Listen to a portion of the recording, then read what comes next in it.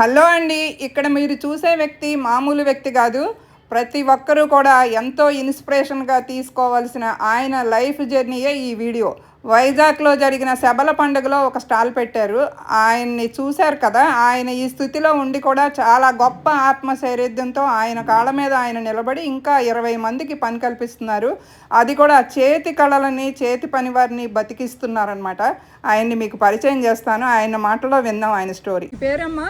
నా పేరు ఓరిగంటి శివ అండి. మీకు ఏదైనా యాక్సిడెంట్ జరిగిందమ్మా? యాక్సిడెంట్ అయిందండి. నాకు 2007లో కార్యక్రమంకి వెళ్ళి పడిపోయిన మేడం గారు. ఇప్పుడు కాడి నుంచి బెడ్కే పరిమితమై ఉన్నానండి. 2 సంవత్సరాలు బట్టి బయట తిరుగుతున్నానండి.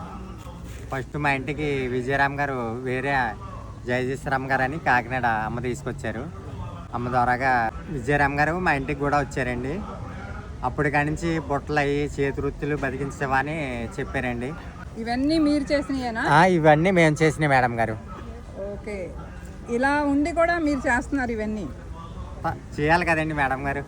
అన్ని అవయవాలు సరిగ్గా ఉండి కూడా ఏ పని చేయలేకపోతున్నాం, పెట్టుబడులు లేవు, జీవితంలో స్థిరపడలేదని డిప్రెషన్లోకి వెళ్ళే యువతకి మంచి ఆదర్శంగా శివగారు మాత్రం. ఆయన్ని చూసి చాలా నేర్చుకోవాలి. అలాగే కృషి ఉంటే మనుషులు ఋషులు అవుతారు అన్నది కూడా ఇలాంటి వాళ్ళని చూసే రాసి ఉంటారు కవులు కూడా. శివగారు ఇంకా మీ గురించి చెప్పండి.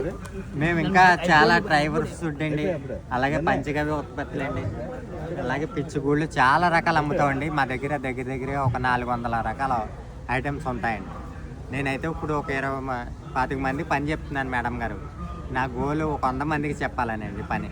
అలాగే తప్పకుండా మీ ఆశయం నెరవేరుతుంది. ఈ వీడియో చూసిన వాళ్ళు ఈయన ఆదర్శంగా తీసుకోండి. ఈయనకి ఏ విధమైన సహాయం చేయాలంటే కూడా చెయ్యొచ్చు, స్వచ్ఛందంగా ముందుకొచ్చి చెయ్యొచ్చు. మరి మీకు అన్నీ ఎవరు చూస్తారు ఇంటి దగ్గర? ఇంటి దగ్గర మా నాన్నమ్మ గారు 92 సంవత్సరాలు అండి. నాకు తల్లిదండ్రులు కూడా లేరండి. మా నాన్నమ్మ గారే మొత్తం పడుపని కాడి నుంచి నేను నాన్నమ్మ దగ్గరే పెరిగానండి.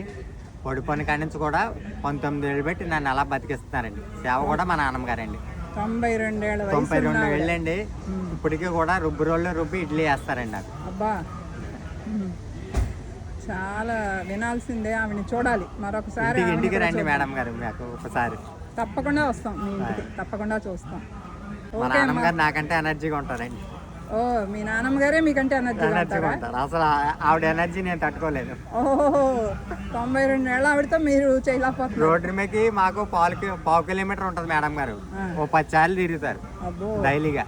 చాలా మంచిదండి శివగారు, మీ ఆశయం నెరవేరాలి. శివగారికి ఆర్డర్స్ ఇవ్వాలన్నా, స్వచ్ఛందంగా ఏమైనా హెల్ప్ చేయాలన్నా కూడా ఈ స్క్రీన్ మీద ఉన్న నెంబర్కి ఫోన్ చేయండి. 10 మందికి పని చెప్తున్నాను. నా టార్గెట్ 100 మంది పని చెప్పాలని.